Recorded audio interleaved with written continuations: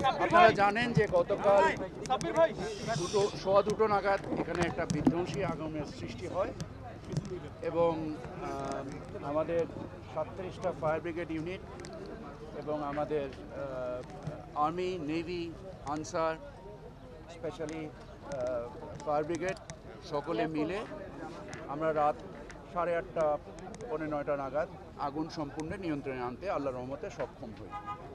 আমাদের ড্যামেজ অ্যাসেসমেন্টের কাজ চলছে। আমরা আমদানিকৃত, আপনারা সকলে জানেন যে শুধুমাত্র আমাদের যে আমদানিকৃত পণ্য যেই জায়গায় একত্রিত হয় আগুনে সেটা পরিপূর্ণভাবে ধ্বংস হয়েছে।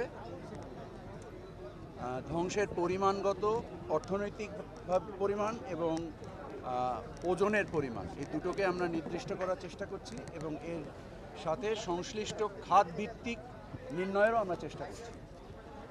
আমাদের 3:30টার সময় একটা ইন্টারমিনিস্ট্রিয়াল মিটিং ডাকা হয়েছে আমাদের করণীয় নির্দিষ্ট করার জন্য। আপনাদের এখান থেকে আলোচনা শেষ করে আমরা ওই মিটিংয়ে যাব। আপনারা জানেন যে আমাদের প্রতিশ্রুতি ছিল রাত 9টা নাগাদ এয়ারপোর্টকে চালু করা। আল্লাহর রহমতে আমরা এয়ারপোর্টকে চালু করেছি। যে ধরনের ডিসরাপশন তৈরি হয়েছে, আমাদের প্রায় 21টার মতো ফ্লাইট ডাইভার্ট এবং ক্যান্সেল হয়েছে।